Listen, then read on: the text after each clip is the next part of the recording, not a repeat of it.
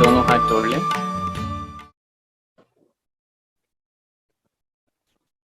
ओम नमः सिद्धेभ्यः। ओम नमः सिद्धेभ्यः। ओम नमः सिद्धेभ्यः।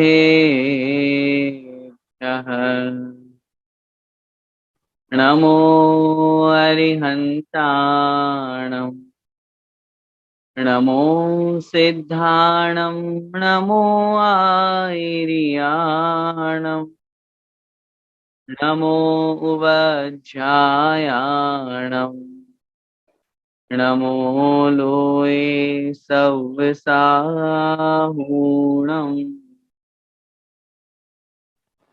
अनंत अनंत सिद्ध परमेष्ठी भगवान की जय। द्वादशांग जिनवाणी माता की जय। चारित्र चक्रवर्ती 108 शांति सागर जी महामुनिराज की जय। संत शिरोमणि आचार्य भगवंत 108 श्री विद्यासागर जी महामुनिराज की जय। परम पूज्य गुरुदेव निर्यापक श्रमण मुनि पुंगव श्री सुधा सागर जी महाराज की जय। अढ़ाई द्वीपस्थ समस्त महामुनिराजों की जय। श्रमण संस्कृति सिद्धांत प्रवेशिका भाग 2 ग्रंथ का हम स्वाध्याय कर रहे हैं और संसार परिभ्रमण के मुख्य हेतु मिथ्यात्व को समझते हुए संसार से निकलने का जो मुख्य उपाय है सम्यक दर्शन, उस सम्यक दर्शन में जो महत्वपूर्ण भूमिका निभाने वाले हैं या जिनके निमित्त से सम्यक दर्शन होता है, जिन पर श्रद्धान किए बिना सम्यक दर्शन 3 काल में प्राप्त नहीं हो सकता, ऐसे सच्चे देव, सच्चे शास्त्र और सच्चे गुरु पर सच्चा श्रद्धान करना। पिछली कक्षा में हमने सच्चे देव, सच्चे शास्त्र और सच्चे गुरु का स्वरूप समझा और उसके माध्यम से निश्चित रूप से अपने जीवन को एक नई दिशा प्रदान की। कहीं न कहीं हो सकता है यहाँ पर उपस्थित जो स्वाध्यायी गण हैं, हो सकता है किसी प्रकार से अन्य देवी देवताओं की मान्यता हो सकता है किसी प्रकार से सरागी देवी देवताओं की, मिथ्या देवी देवताओं की वो मान्यता करते हो, कोई व्रत उपवास करता हो या उनकी मान्यता में उनके जाना, उनको पूजना आदि क्रियाएं करता हो। लेकिन पिछली कक्षा में अपन ने ये बहुत अच्छी तरह से समझ लिया कि निश्चित रूप से यदि हम अपने आप को सम्यक दृष्टि बनाना चाहते हैं तो हमें सच्चे देव, सच्चे शास्त्र और सच्चे गुरु पर श्रद्धान करना बहुत आवश्यक है।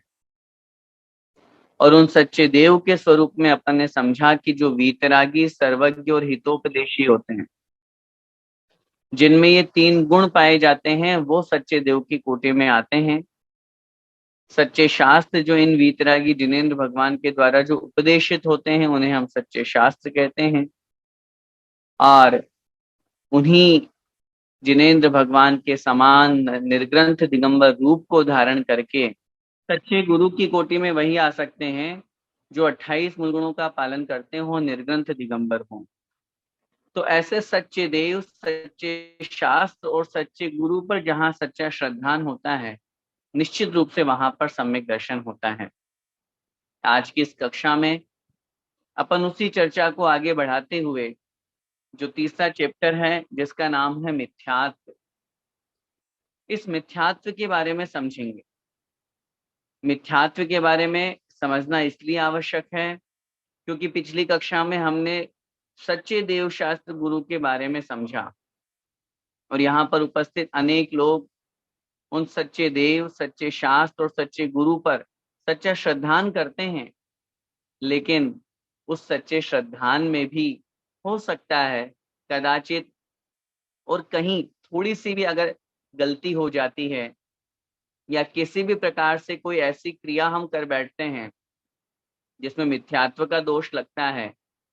बहुत सामान्य से अगर मैं आपसे कहूं, यदि हम अन्य देवी देवताओं को मानते नहीं हैं लेकिन फिर भी अन्य के कहने पर हम उनके यहाँ जाते हैं, उनका प्रसाद ग्रहण करते हैं, अन्य धर्मावलंबियों के जो व्रत त्योहार हैं उनको हम भी मानते हैं, अथवा करवा चौथ, शीतलाष्टमी आदि को स्वीकार करते हैं, ये भी मिथ्यात्व ही है। इसलिए आज की इस कक्षा में, आज के इस चैप्टर में हम वह मिथ्यात्व कितने प्रकार का होता है और कैसे करके हमें पूर्ण रूप से मिथ्यात्व से दूर होना है। कहीं हमारे जीवन में इन 5 प्रकार के मिथ्यात्व में ऐसा तो नहीं कि किसी प्रकार का कोई मिथ्यात्व हो। तो ये आज की इस कक्षा में अपन पढ़ते हैं। आइए प्रारंभ करते हैं। निकाल लीजिए आप सभी पाठ 3, मिथ्यात्व। तत्वों पर यथार्थ श्रद्धा नहीं होना ही मिथ्यात्व है। पहली परिभाषा, तत्वों पर यथार्थ श्रद्धा क्या मतलब होता है? तत्व 7 प्रकार के हमारे यहाँ पर कहे गए हैं। जीव, अजीव, आश्रव, बंध, संवर, निर्जरा और मोक्ष। अब इन 7 तत्वों पर यथार्थ श्रद्धा नहीं होना मतलब, पहले तो यथार्थ का मतलब समझे। यथार्थ का मतलब वास्तविक, ज्यों का त्यों, जो है वो वास्तविक, वो कहलाता है यथार्थ। और श्रद्धान माने विश्वास। अब इस बात पर पहले हम विचार करें कि 7 तत्वों का अगर हम स्वरूप नहीं जानेंगे तो फिर उस पर विश्वास कैसे करेंगे, फिर उस पर श्रद्धान कैसे करेंगे। इसलिए 7 तत्वों पर जहां श्रद्धान की बात आएगी, वहां पर सबसे पहले अपने को यह समझना है कि 7 तत्व होते कौन कौन से हैं और उनका क्या स्वरूप है। और जहां श्रद्धान की बात करेंगे तो आचार्यों ने लिखा जीव तत्व। अब जीव की परिभाषा क्या है? जिसमें ज्ञान दर्शन चेतना पाई जाती है वो जीव कहलाता है। और जब ज्ञान दर्शन चेतना पाई जाती है वह जीव है, तो मैं कौन हूं? मैं जीव हूं। और जब मैं जीव हूं तो मेरा स्वरूप ज्ञान दर्शन चेतना है। लेकिन मिथ्या दृष्टि जीव उल्टा सोचता है। मिथ्यात्व की परिभाषा हम पढ़ रहे हैं। पंडित दौलत राम जी ने छेड़ाला की दूसरी ढाल में लिखा, तन उपजत अपनी उपज जान, तन नशत आप को नाशमान, रागादि प्रगटिये दुख देन, तिन्ही को सेवत गिनत चैन। शरीर की उत्पन्न होने को वह अपने आप का उत्पन्न होना मानता है, अजीव तत्व पे श्रद्धा नहीं करता। वो राग द्वेष आदि जो दोष हैं ये प्रत्यक्ष में उसको दिख रहे हैं कि इससे कर्म का आश्रव होता है, मुझे और अधिक दुख ही देने वाले हैं, लेकिन वो नहीं मानता। इन्हीं को सेवत गिनत चैन, इन्हीं को ग्रहण करता है और चैन गिनत अर्थात अपने आप को सुखी मानता है। ऐसे ही हर चीज में लगाइए, चाहे वो आश्रव हो, बंध हो, संवर हो, निर्जरा हो, मोक्ष हो, कोई सा भी हो। निर्जरा के लिए उन्होंने लिखा, रोके न चाह निज शक्ति खोए। निर्जरा तत्व पर श्रद्धा। निर्जरा किसे कहते हैं? तप आदि के माध्यम से कर्मों का एक देश झड़ने का नाम है निर्जरा, जो आत्मा के लिए कल्याणकारी है। सविपाक निर्जरा भी प्रति समय हो रही है, उसका कोई यहाँ पर विशेष महत्व नहीं है मोक्ष मार्ग में। वो तो चल रही है प्रत्येक जीव के, वो तो एक इंद्रिय के भी है, पेड़ पौधों के भी है, जल का एक, पृथ्वी का एक, सबके है, सबके हो रही है, उसका कोई विकल्प नहीं। लेकिन जहां तप के माध्यम से कर्मों की निर्जरा होती है तो वह मिथ्या दृष्टि क्या सोचता है, मैं तप क्यों करूं? उपवास करना, अनशन करना, वृत्ति परिसंख्यान, ऊनोदर, ध्यान करना, ये जो 12 प्रकार के तप कहे गए हैं, मिथ्या दृष्टि जीव रोके न चाह निज शक्ति खोर, क्योंकि इच्छा निरोधक तप है, इच्छाओं को रोकने का नाम तप है, और वो चाह न रोके, मिथ्या दृष्टि जीव अपनी इच्छाओं को नहीं रोकता। वो तो जो जो और इच्छाएं बढ़ती जाती है, और अधिक अधिक अधिक उसके अंदर गलत परिणाम या विषय वासनाओं की तरफ, विषय भोगों की तरफ प्रवृत्ति बढ़ती जाती है। नहीं रोकता वो, खाओ पियो ऐश करो वाली जिंदगी जीता है। तो निर्जरा तत्व पे सच्चा श्रद्धा नहीं है। मोक्ष के बारे में सोचता, मैं मोक्ष में जाके क्या करूंगा, वहां तो कुछ काम ही नहीं है, वहां तो सबके सब बिल्कुल ऐसे फ्री बैठे हुए हैं, वहां मुझे भोग सामग्री तो मिल जाएगी, इस तरह की वो बातें करता है। तो शिव रूप निराकुलता न जो है, मोक्ष रूप में, मोक्ष के स्वरूप में निराकुलता है, उसको वो स्वीकार नहीं करता।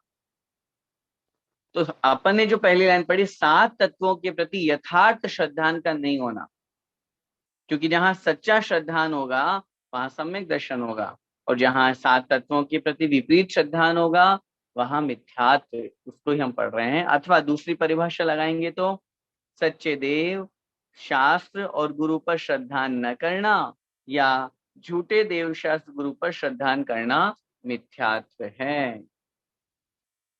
पिछली कक्षा में जो हमने चर्चा की थी, सच्चे देव, सच्चे शास्त्र और सच्चे गुरु का स्वरूप अपन ने समझा, इनको तो वो नहीं मान रहा, और इनको नहीं मानता हुआ जो मिथ्या देवी देवता हैं, खोटे देव, खोटे शास्त्र और खोटे गुरु, अब समझिए इनके विषय को कैसे होते हैं ये।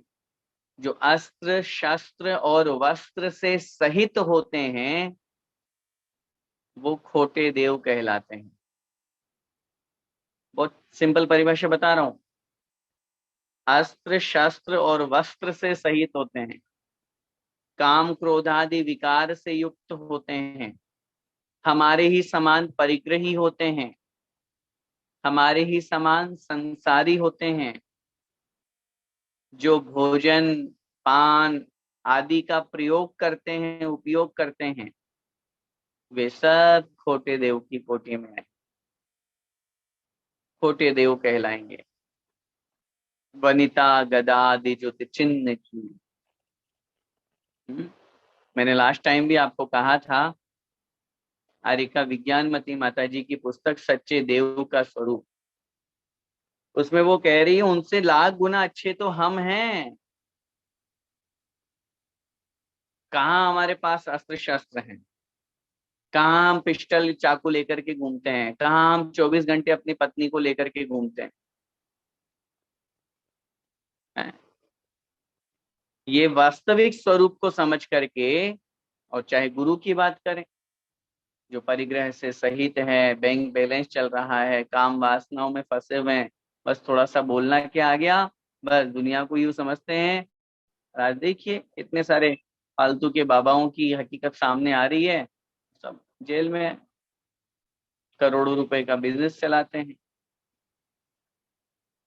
तो कहने का तात्पर्य यही है, तो खोटे देव, खोटे शास्त्र और खोटे गुरु पर श्रद्धान करना यह मिथ्यात्व कहलाता है। विपरीत या गलत धारणा का नाम मिथ्यात्व है। बहुत सीधी सी बात, उल्टी धारणा बनाना या फिर गलत धारणा बनाना, मेंटेलिटी अपनी गलत, जो है जैसा है उसको वैसा स्वीकार नहीं करके अन्य रूप मानना मिथ्यात्व कहलाता है। और मिथ्यात्व की उदय से जो जीव को सच्चा धर्म नहीं रुचता है, जैसे पित्त के रोगी को दूध भी कड़वा लगता है। एक लाइन आप लोगों ने कभी सुनी होगी, जिनवाणी आदि स्तुति में लिखा हुआ है, मिथ्या दृष्टि जीव को जिनवाणी न सुहाए। मिथ्या दृष्टि जीव को जिनवाणी न सुहाए, के ऊंघे के लड़ पड़े, के उठ के घर जाए। ये आता है, मिथ्या दृष्टि जीव को जिनवाणी अच्छी नहीं लगती, और अगर कभी वो शास्त्र सभा में आ भी गया तो वो ऊँघता है, मतलब सोता है, कि लड़ पड़ता है, या फिर बहुत से होते हैं जो उठ करके घर चले जाते हैं। अब हमारा नंबर किस में है देख लीजिए, जो पढ़ रहे हैं वो तो हमें यहाँ पे सब सुधी श्रावक जन लग रहे हैं और सम्यक दृष्टि ही प्रतीत हो रहे हैं। लेकिन इतने दिनों से, इतने समय से ये अपनी कक्षा चल रही है, लोग इतनी मेहनत कर रहे हैं, इतना परिश्रम आप लोगों के लिए कर रहे हैं। विकास भाई और उनकी पूरी टीम आपके लिए समय पर सारे वीडियोस भी उपलब्ध कराती हैं। उसके बावजूद भी अगर नहीं पढ़ो, नहीं स्वाध्याय की तरफ रुचि जाए, तो फिर समझना चाहिए कहीं हमारी धारणा ऐसी तो नहीं है, हैं? बड़ी खुशी होती है जब आप लोगों का वीकली वीडियो आता है। जब शुरुआत हुई थी तो हमने सोचा चलो अच्छी बात है, सब लोग बहुत अच्छा कार्य कर रहे हैं और धीरे धीरे सबको शौक बहुत अच्छा है, धर्म प्रभावना के निमित्त से अपने आप को आगे लाना। लास्ट टाइम की का भी जब वीडियो देखा था हमने, बहुत अच्छा लगा, हार्दिक का और ध्रुव का। और निश्चित रूप से बहुत शुभकामनाएं विशेष रूप से मेरी मेरी तरफ से ध्रुव के लिए है, क्योंकि उसने अपने आप को धर्म के प्रति जो समर्पित किया है, धर्म को समझने का जो भाव किया है। और इस बार की वीडियो में भी जो अतीश भाई हैं, उनके बेटे आर्जव भाई, तो ये इन्होंने भी बहुत अच्छा वीडियो बनाया। उनके मम्मी पापा भी साथ में थी, चैताली भाभी भी साथ में थी और बच्चे का रोल बहुत अच्छा हमें लगा। ऐसे जब वीडियो सामने आते हैं तो लगता है कि हाँ, हम मिथ्यात्व से दूर होने के लिए कोशिश कर रहे हैं। और न केवल मिथ्यात्व से दूर होने की कोशिश कर रहे हैं, बल्कि इस बार के वीडियो में तो टीवी में महाभारत आदि के जो रोल हैं, मिथ्यात्व के जो कैरेक्टर हैं, उनको दिखा करके और बहुत अच्छे से सम्यक्त्व को समझाया है। मैं यही सोचता हूँ और यही भावना करता हूँ कि चाहे वो चैताली जी हो, चाहे अतीश भाई हो, उनके मम्मी पापा हो, छोटा सा बच्चा वो आर्जव हो, इनके माध्यम से जब लोग वीडियो देखते हैं, वो 2-3 मिनट का वीडियो बहुत प्रभावशाली होता है, सामने वाले व्यक्ति के मन को बहुत जल्दी स्पर्श करता है। और जो लोग वीडियो बनाते हैं तो कम से कम अपने उस समय का सदुपयोग तो करते ही हैं, शुभोपयोग में तो जाते ही हैं। और जिस विषय पर वो अपना वीडियो बनाते हैं, मैं समझता हूँ कि उनके लिए तो वो विषय क्लियर हो ही जाता है, क्योंकि वीडियो ऐसे ही नहीं बन जाता, उसके लिए प्रैक्टिस करनी होती है, याद करना होता है सेंटेंसेस। तो वो विषय जिस पे वो टॉपिक पे वीडियो बना रहे हैं, तो वो तो उनका क्लियर हो ही गया, तो ये भी फायदा हो गया। लेकिन बहुत अच्छा, आप लोग इतनी दूर रहते हुए भी बड़ी प्रसन्नता होती है। मैंने पहले भी आपको कहा था कि हमारा कोई स्वार्थ नहीं है, लेकिन आप लोगों की इस ज्ञान को प्राप्त करने की ललक के पीछे मन में भावना आती है कि नहीं, हमें समय निकालना है, कैसे भी करके समय निकालें, लेकिन समय निकाल करके और आपके बीच में धर्म की चर्चा करनी है।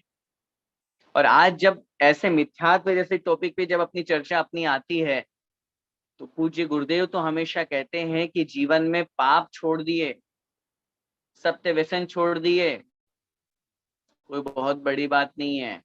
अगर मिथ्यात्व नहीं छोड़ा तो फिर क्या छोड़ा? मिथ्यात्व का त्याग नहीं किया तो किसका त्याग किया? मिथ्यात्व इस जीव का सबसे बड़ा शत्रु है, सबसे बड़ा शत्रु। अनादिकाल से जो हम संसार में भटक रहे हैं, उस भटकन के पीछे अगर कोई एकमात्र कारण है तो उसका नाम है मिथ्यात्व। और अगर हमने मिथ्यात्व को समझ लिया, क्योंकि अब आप बोलेंगे लास्ट टाइम की क्लास में अपन ने देवशास्त्र गुरु समझ तो लिया था, बिल्कुल समझ लिया था, हमने गुण को ग्रहण कर लिया था कि सच्चे देवशास्त्र गुरु पर सच्चा श्रद्धान करना चाहिए। लेकिन खोटे देवशास्त्र गुरु को जानना भी तो जरूरी है, ताकि उनका श्रद्धान हमारा न बन पाए। पंडित दौलत राम जी ने इसीलिए तो लिखा है, बिन जाने ते दोष गुणन को कैसे तजिए गइए। बिना जाने दोषों को और गुणों को कैसे, गुणों को कैसे ग्रहण करेंगे और दोषों को कैसे छोड़ेंगे? जब तक ये नहीं जानेंगे कि गलत चीज है, छोड़ेंगे कैसे? हमें ये तो सिखा दिया कि रात्रि भोजन नहीं करना चाहिए, हमें ये तो सिखा दिया कि हमें शुद्ध भोजन करना चाहिए, लेकिन अशुद्ध भोजन क्या क्या है जब तक ये नहीं बताएंगे तो अकेला शुद्ध शुद्ध शुद्ध, फिर हमारे अंदर बार बार एक प्रश्न बनेगा, ये भी शुद्ध है क्या, ये भी शुद्ध है क्या मैं इसको खा सकता हूँ क्या, ये शुद्ध है कि अशुद्ध है। इसलिए आचार्यों ने अशुद्ध भोजन का भी वर्णन कर दिया। आलू प्याज अमीकंद है, अभक्ष्य है, द्विदल आदि है, ये सब अभक्ष्य है, नहीं खाना चाहिए। तो ऐसे ही सच्चे देवशास्त्र गुरु का तो वर्णन हुआ ही हुआ, लेकिन मिथ्यात्व का वर्णन होना भी जरूरी है, इसलिए ताकि हम बहुत अच्छी तरह से उसको समझ करके और छोड़ सकें। तो क्या यहाँ पे कह रहे हैं कि मिथ्या दृष्टि जीव को धर्म रुचिकर नहीं लगता, लेकिन आप लोगों को रुचिकर लग रहा है, इसका मतलब हम मिथ्यात्व से दूर हैं। फिर भी जीवन में अगर किसी प्रकार का कोई मिथ्यात्व है तो उसको अपन यहाँ समझते हैं ताकि उसे हम दूर कर सकें। उस मिथ्यात्व के दो भेद होते हैं, एक ग्रहीत मिथ्यात्व और एक अग्रहीत मिथ्यात्व। शब्द से अर्थ लगाइए। ग्रहीत मिथ्यात्व, ग्रहीत का मतलब होता है ग्रहण किया हुआ, और अग्रहीत का मतलब होता है ग्रहण नहीं किया हुआ, जो पहले से चला आ रहा है। बहुत सीधी से सिंपल से परिभाषा यहाँ पे दे रहे हैं कि पर के उपदेश से, आदि से मतलब प्रारंभ से, स्टार्टिंग करके कुदेव आदि में जो श्रद्धा उत्पन्न हो जाती है उसे ग्रहीत मिथ्यात्व कहते हैं। जो श्रद्धान, जो गलत श्रद्धान, क्योंकि मिथ्यात्व लगा हुआ है आगे, तो जो गलत श्रद्धान हमने यहाँ आकर के, इस भाव में आकर के अन्य खोटे देव, खोटे शास्त्र और खोटे गुरु के प्रति जो गलत श्रद्धान किया है, उसका नाम है ग्रहीत मिथ्यात्व। मैं मानता हूं कि हो सकता है कि बचपन में किसी की गलत धारणा हो, देखा देखी में चले गए या कुछ भी, लेकिन आचार्य भगवंत शास्त्रों में लिखते हैं कि 8 वर्ष अंतर मुहूर्त में केवल ज्ञान प्राप्त करने की योग्यता आ जाती है। तब ऐसी स्थिति में 8 वर्ष के बच्चे में जब इतना ज्ञान और इतना विवेक हो जाता है कि वो सही गलत का फैसला कर सकता है, तो हम तो बहुत बड़ी उम्र के यहाँ पर सुन रहे हैं। तो अब इस धारणा में हमको नहीं जाना है कि देखा देखी में चले गए थे, उनने कहा इसलिए चले गए थे, बचपन से वहीं जा रहे थे इसलिए उनको मान लिया। नहीं, अब अपना विवेक जागृत करो,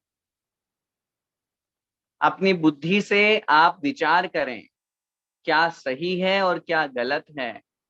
मैंने लास्ट टाइम भी कहा था, दुनिया के जितने भी भगवान जो दुनिया वाले मानते हैं, उन सबको सामने टेबल पे बिठाओ और फिर वीतरागी जिनेंद्र भगवान को बिठाओ, एक एक का दोष, एक एक का गुण देखो, इसमें क्या गुण है, दोष भी है, अरे नहीं हटाओ, इसकी क्या स्थिति, इसकी क्या, इसका क्या हिस्ट्री क्या है, सब के बारे में समझो, खुद अपने आप से समझो, किसी और के कहने पर नहीं, आप स्वयं विवेकी हैं। और फिर आपको पता चलेगा वास्तव में अगर कोई भगवान है तो वह दिगंबर वीतरागी भगवान सच्चे देव। अन्य संप्रदाय वालों ने स्वयं इस बात को स्वीकार किया है। हिंदुओं के बड़े बड़े जो साधुगण हैं, मोहम्मद पैगंबर, आप इतिहास उठा करके देखिए, इस्लाम धर्म के जो मुख्य प्रवर्तक हुए मोहम्मद पैगंबर, वो उन्होंने जब मरण का अंत समय आया तो उन्होंने कहा कि मैं ये सब परिग्रह शरीर के साथ में लाद करके नहीं ले जाना चाहता, आत्मा के साथ में मुझे आप सब नग्न कर दीजिए। और मोहम्मद पैगंबर नग्न होकर के मरण को प्राप्त हुए।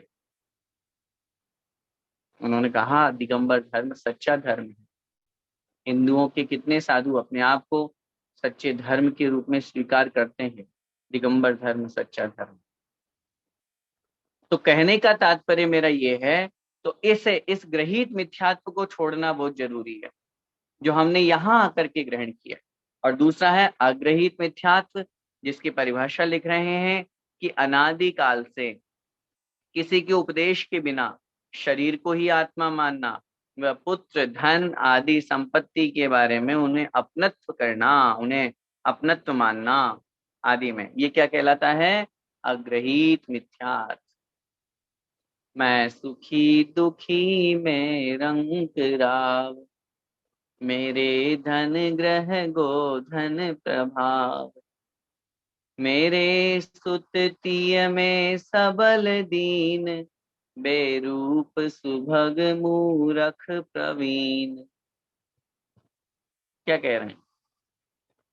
ये मिथ्या दृष्टि जीव की धारणा हुआ करती है, मैं सुखी हूं, मैं दुखी हूं, मैं रंक हूं, मैं राव, रंक माने राजा, सॉरी रंक माने भिखारी, राव माने राजा। बेरूप सुभग मूरख प्रवीण, मैं सुंदर हूं, मैं सुडोल हूं, मैं कुरूप हूं, मैं मूर्ख हूं, मैं ज्ञानी हूं।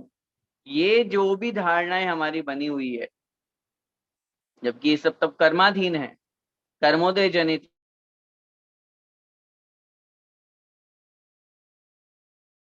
है। लेकिन मिथ्यात्व के प्रमाण, ये शरीर मेरा है, अरे भाई तेरा होता तो तेरे साथ जाता, तुम्हारे साथ नहीं जा रहा इस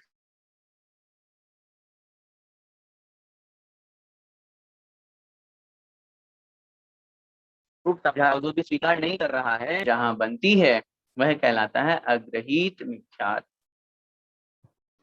दोनों प्रकार के मिथ्यात्व का त्याग हमारा होना चाहिए, लेकिन हमारे लिए जो सबसे प्रथम पुरुषार्थ है वो तो कम से कम इतना हम करें कि हम ग्रहित मिथ्यात्व का तो आज ही त्याग करें।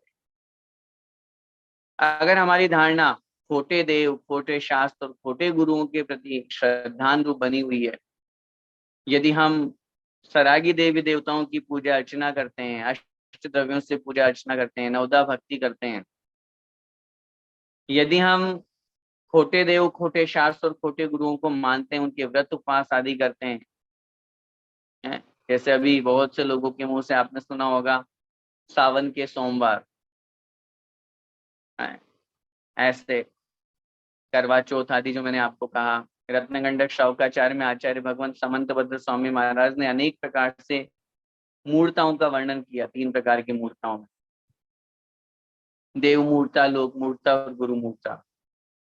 अब लोक मूर्ता में न जाने कैसी कैसी मान्यताएं लोग मानते हैं, नदी में स्नान करने पर पाप धुल जाते हैं, ऊपर से गिर जाने पर बीच में ही जन्नत मिल जाती है, नीचे गिरता ही नहीं आदमी, अनेक प्रकार की मान्यता। तो ये जो मान्यताएं हैं, इनका त्याग होना बहुत आवश्यक है ताकि हम मिथ्यात्व से दूर हो सके।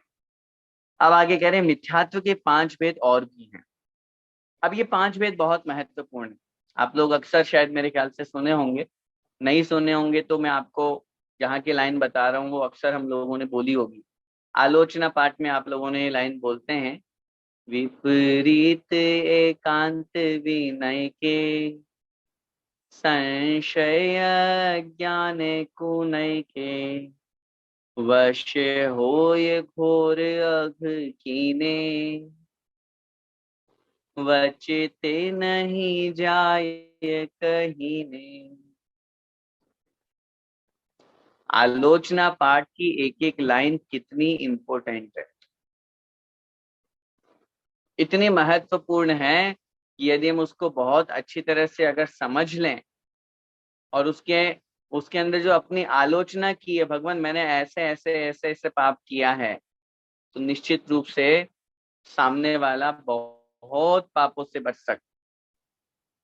यहाँ पर उन्हीं 5 प्रकार की मिथ्यात्व की चर्चा की है, अभी जो हमने लाइन बोली, विपरीत एकांत विनय के, संशय अज्ञान कुनय के। क्या कह रहे हैं यहाँ पे? विपरीत एकांत विनय संशय ज्ञान, ये 5 प्रकार का मिथ्यात्व हुआ करता है। इन 5 प्रकार के मिथ्यात्व के वशीभूत हो करके और हम निरंतर पाप कर, वश होय घोर अघ कीने, इनके वश में होकर के घोर अघ कीने, भयंकर पाप हमने किया, वचते नहीं जाए कहीं ने, जिनका हम वचनों से कोई कथन नहीं कर सकते। अब आइए देखते हैं, एक एक को बहुत अच्छी तरह से समझना है। सबसे पहला है विपरीत। क्या कह रहे हैं? जीवादि पदार्थों में विपरीत मान्यता एवं अधर्म को धर्म मानना ही विपरीत मिथ्यात्व है, जैसे शरीर को ही आत्मा मानना। क्या कह रहे हैं यहाँ पर? विपरीत शब्द से अर्थ लगाइए, उल्टा, अपोजिट। हमने क्या किया, शरीर को ही अपना मान लिया, आत्मा मान लिया। कोई आपसे पूछे आत्मा कौन है, मैं हूं ना, ये जो है वही वही आत्मा है। धारणा उल्टी हो गई। आपको किसी ने कहा सच्चे भगवान कौन से होते हैं, अरे ये सामने जो है ना, अब जबकि सामने जो थे वो रागी देशी थे, मिथ्या देवी, नहीं यही सच्चे भगवान है भाई। क्या अन्य अन्य दिगंबर धर्म में क्या क्या कुछ नहीं रखा, सच्चे भगवान तो यही हैं। विपरीत मान्यता जहां होती है वहां पर विपरीत नाम का मिथ्यात्व का दोष लगता है। और मैं आपको फिर कह रहा हूं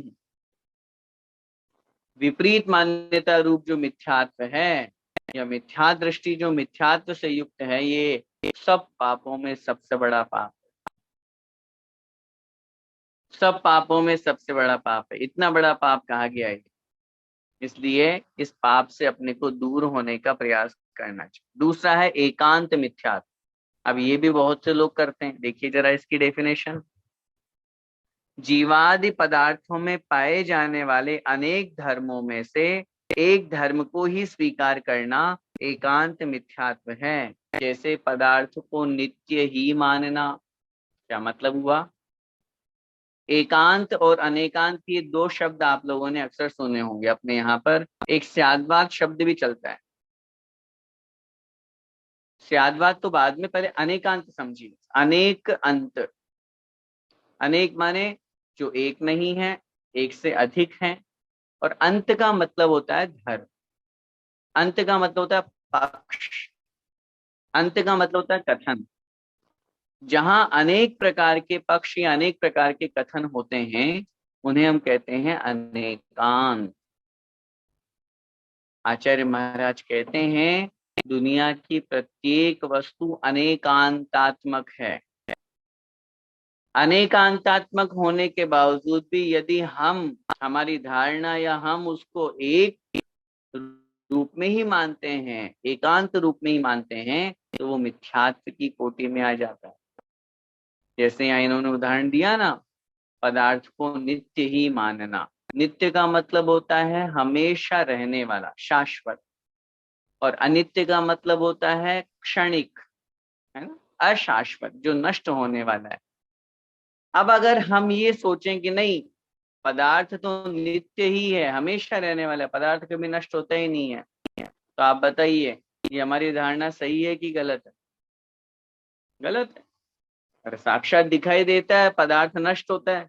अब आप कहोगे तो ये बोलो ना कि पदार्थ अनित्य ही है, नष्ट तो होता ही है, कभी हमेशा थोड़ी ना रहता है। उत्तर मिलेगा नहीं, हमेशा भी रहता है। दुनिया में ऐसे कितने सारे पदार्थ है जो अनादि काल से और अनंत काल तक रहेंगे। आपके सुमेरु पर्वत, पंचमेरु, अकृत्रिम चैत्यालय, ये पूरे का पूरा ब्रह्मांड सृष्टि, और न केवल ये अपितु दुनिया का प्रत्येक पदार्थ नित्य भी है द्रव्य की अपेक्षा।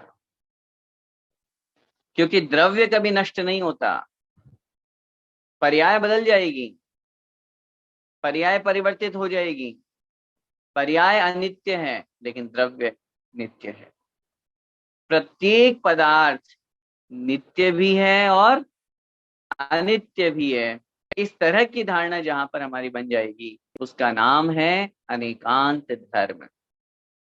हम बोलेंगे पदार्थ, उदाहरण कोई सा भी, ये चश्मे का बॉक्स, अब ये नित्य है कि अनित्य?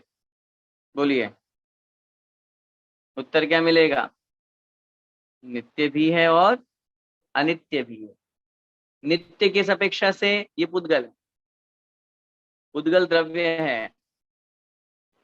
अगर ये नष्ट हो जाएगा, टूट जाएगा, फूट जाएगा, जल जाएगा, कुछ हो जाएगा, तो पर्याय बदल जाएगी। जो जिस रूप में रहेगा वो भी पुद्गल ही कहलाएगा ना। उदाहरण, माना कि हमने इसको तोड़ दिया और जला दिया, जलने के बाद जो इसका राख बना या जो भी पिंड बना, वो क्या है? वो भी तो पुद्गल है।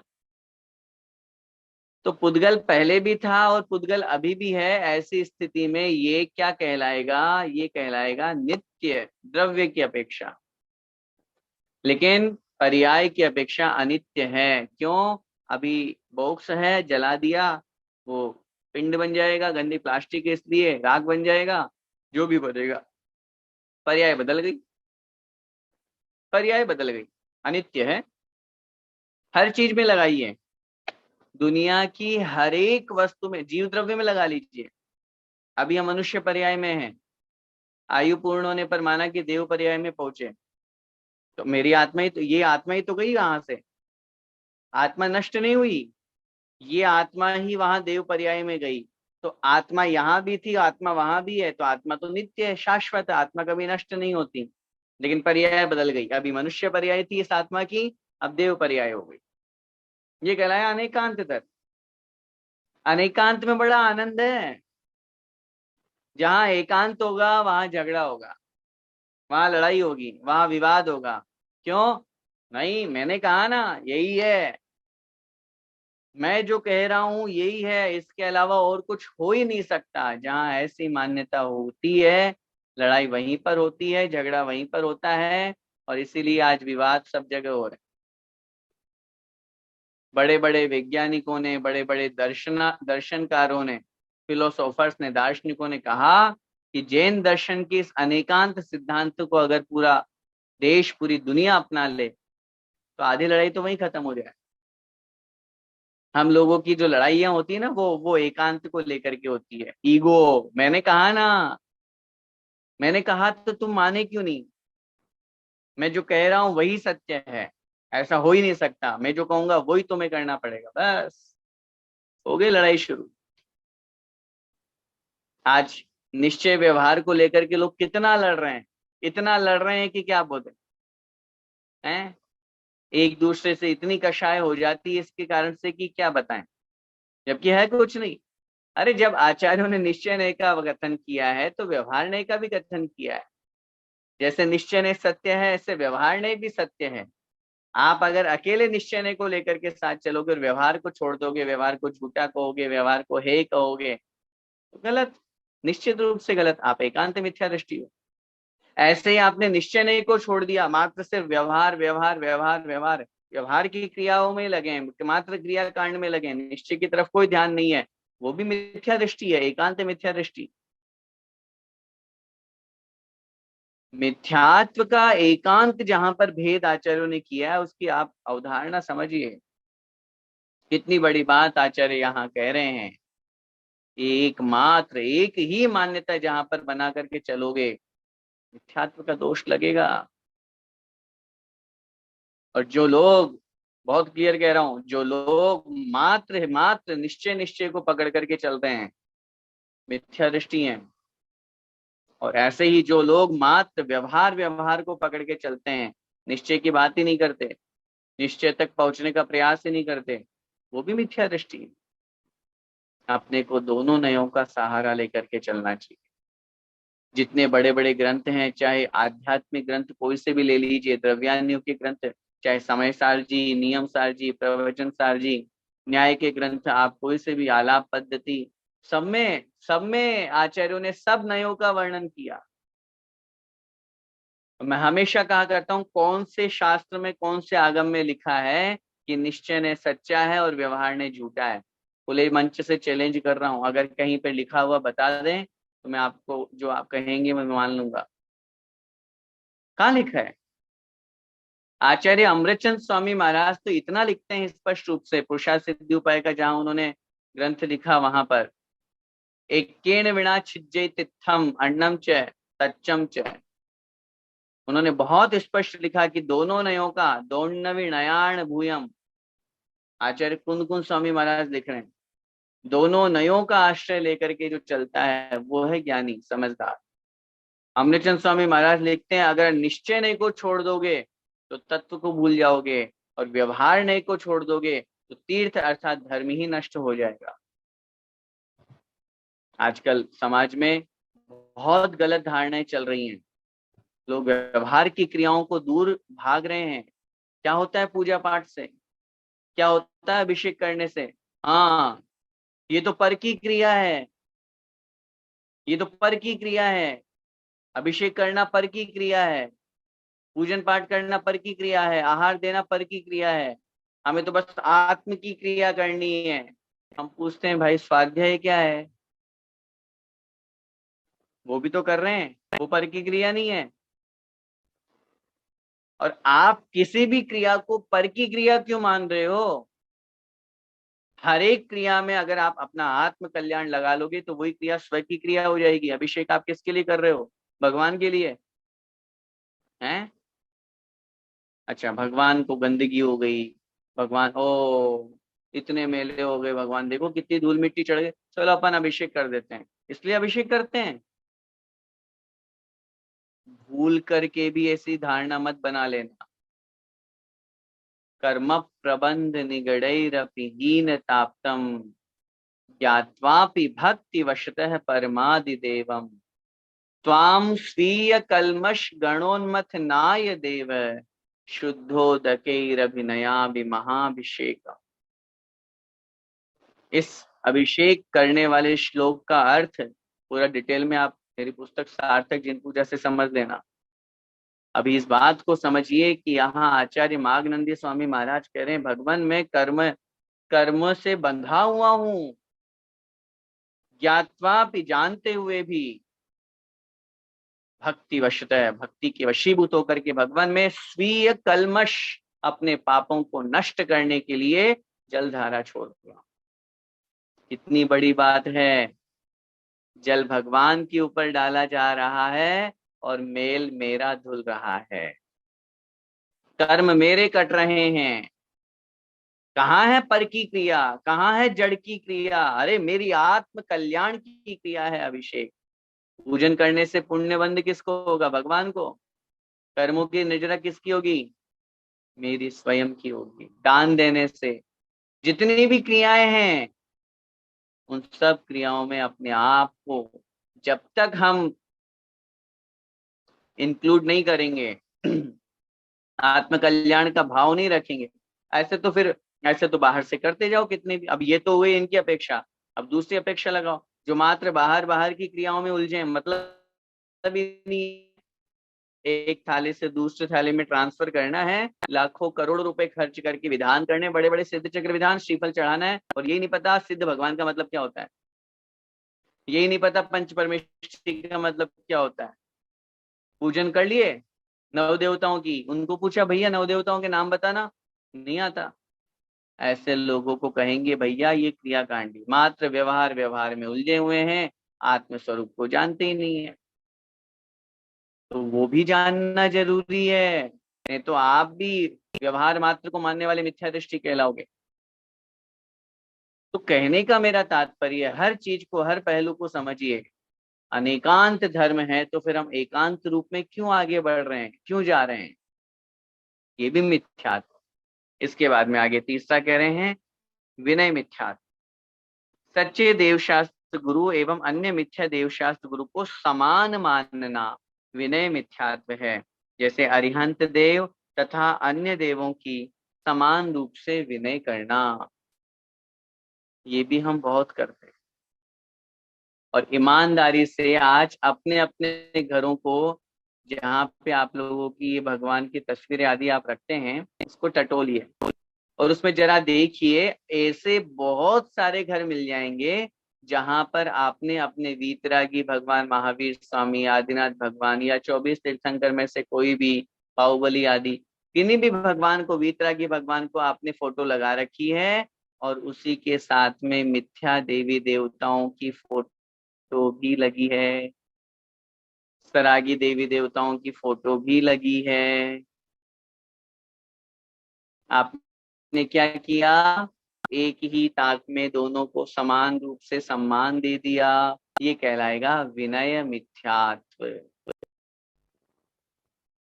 जब मिथ्यात्व की चर्चा करते हैं तो कितने लोग दुनिया में ऐसा कहते हुए हमें पाए जाते, अरे भैया जी देखो हम किसी को नाराज नहीं करते, हम तो सबको मानते हैं, हम तो सबको मानते हैं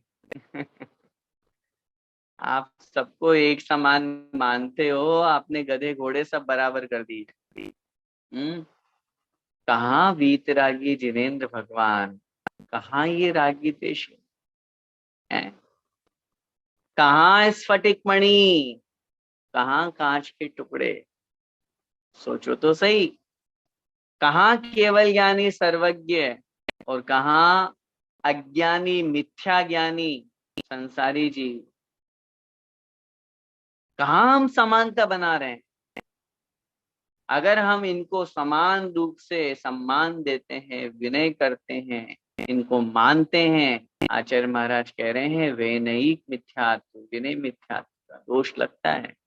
और प्रसंग आया है इसलिए मैं आपसे निवेदन करना चाहता हूँ। दीपावली के दिन बहुत से घरों में मैंने देखा, चाहे आप घरों में या ऑफिस में या शॉप पे कहीं पर भी जब आप पूजन करते हैं तो आप गौतम गणधर स्वामी, महावीर भगवान, माँ जिनवाणी आदि इन सब की फोटो इनको स्थापित करते हैं। इनके साथ में आप अन्य कुदेवी देवताओं की फोटो भी स्थापित कर लेते हैं। कितना बड़ा पाप लगेगा, कितना बड़ा दोष लगेगा। आप जानते हैं और आप समझते हैं कि आज दीपावली किस उपलक्ष्य में मनाई जा रही है, और फिर उसके बावजूद भी आप लोक मान्यता में, लोगों की देखा देखी में आपने उनको स्वीकार कर लिया, उनको मान लिया, उनको पूजा अर्चना, उनकी भी आरती सब हो रहा है। ये कहलाता है विनय मिथ्यात्व। बहुत बड़ा दोष है, इससे भी हमको बचना चाहिए। चौथा है संशय। सद असद धर्म में सच्चे धर्म का निश्चय नहीं होना संशय मिथ्यात्व है। जैसे स्वर्ग नरक होते हैं या नहीं, होते भी हैं कि नहीं। आज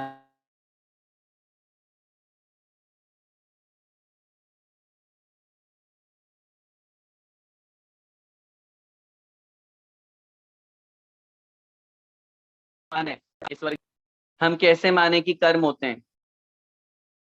हमने कहा कर्म कहो या स्वर्ग नरक कहो, इसको तो अपन नहीं जान सकते क्योंकि सूक्ष्म है।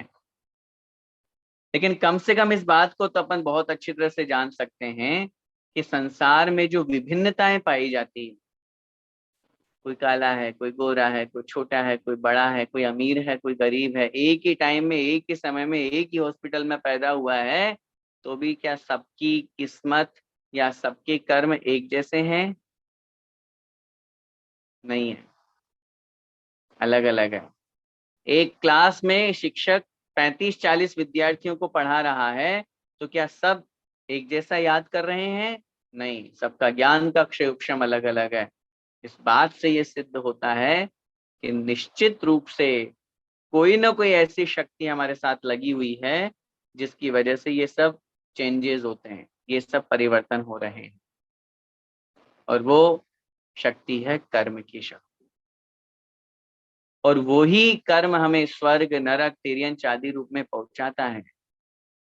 सर्वज्ञ देव ने अपने ज्ञान के माध्यम से, केवल ज्ञानी है वो, प्रत्यक्ष ज्ञानी है वो, उसके माध्यम से उन्होंने जाना और उन्होंने उपदेश दिया, तो वो गलत उपदेश क्यों देंगे? हमें माँ जिनवाणी के अक्षरों में, बातों में कभी किसी प्रकार का कोई संशय नहीं करना चाहिए। डाउट, हाँ, शंका अलग चीज है, जिज्ञासा होना, कुछ समझ में नहीं आए तो। लेकिन अगर हम डाउट करते हैं तो वो कहीं ना कहीं संशय का कारण बन जाता है। और पांचवा मिथ्यात्व अज्ञान मिथ्यात्व। अज्ञान किसे कहते हैं? जीवादि पदार्थों के समझने का प्रयास ही नहीं करना, ये कहलाता है अज्ञान मिथ्यात्व। अब ये भी बहुत बड़ा पाप है। अब आप बोलोगे अगर नहीं समझ में आ रहा तो क्या करें? कोशिश कीजिए। क्यों नहीं समझ में आ रहा है? यहाँ समझने का प्रयास ही नहीं करना। बहुत बार ऐसा होता है कि आप लोगों ने सुना होगा, समझा होगा कि कोई विषय समझाया जा रहा है, या जैसे इस क्लास की अपन बात करें, कितने लोगों को पता है कि ये क्लास चल रही है, लेकिन उसके बावजूद भी नहीं पढ़ना, तो वो क्या, अज्ञानी की अज्ञानी बने रहेंगे। अब भाग एक पूरा हो गया, भाग दो भी चल रहा है, ये भी हो जाएगा, फिर तीन भी चलेगा। अब इतनी अच्छी क्लास चल रही है, सब अनुमोदना करते हैं, सब इससे बहुत कुछ ज्ञान ले रहे हैं, तो अज्ञान दूर हो रहा है। और जो नहीं ले रहे हैं वो अज्ञानी की अज्ञानी है। ज्ञान को ग्रहण करने के लिए कोशिश ही नहीं करना, इसका नाम होता है अज्ञान मिथ्यात्व। ये भी मिथ्यात्व की कोटि में आता है। इसलिए अपन को जहां से ज्ञान मिले, जहां से अपने को वस्तु तत्व का निर्णय मिले, अपने को ग्रहण करने का प्रयास करना चाहिए। देखिए आगे, इस प्रकार सामान्य से मिथ्यात्व के 5 भेद हैं। आगम में अधिक भेद करने से 363 भेद भी वर्णित है, अथवा विस्तार से असंख्यात लोक प्रमाण भेद भी कहे जाते हैं। 363 मत जो भगवान महावीर स्वामी का जीव जो मारीची था, उन्होंने इस संसार में 363 मत चलाए। तो इस तरह से लोगों की अलग अलग धारणा होती है। जब कभी आप न्याय शास्त्र पढ़ोगे तो उसमें जैसे न्यायिक, मीमांसक, है ना, ऐसे अनेक मतावलंबी दर्शन वाले आते हैं, बौद्ध मतावलंबी आदि है। तो इन सब की जो धारणा होती है ये सब मिथ्यात्व रूप है इस अपेक्षा से। और जब जीवों की बात करेंगे तो जितने जीव और जितने मिथ्या दृष्टि जीव, उनके जितने प्रकार के भाव उतने प्रकार के मिथ्यात्व का भेद हो जाता है। अब यहाँ पर एक छोटी सी कथा के माध्यम से हमें समझा रहे हैं। भारतवर्ष में अनेक राज्य हुए हैं। उनमें से एक राजा धनदत्त कानपुर में राज्य करता था। राजा धनदत्त का मंत्री श्रीवंदक बौद्ध धर्म का अनुयायी था।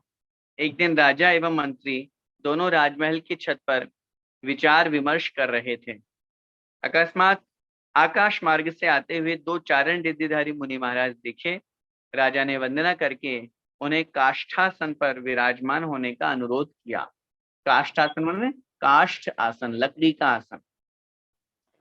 आगे मुनिराज ने वहीं पर धर्मोपदेश दिया, जिससे प्रभावित होकर श्रीवंदक मंत्री ने सम्यक्त्व सहित श्रावक के व्रत ग्रहण कर लिए। देखिए, मंत्री पहले क्या था? बौद्ध मतावलंबी था। और जब 2 मुनि महाराज आए और उन्होंने उपदेश दिया, उपदेश का प्रभाव देखिए।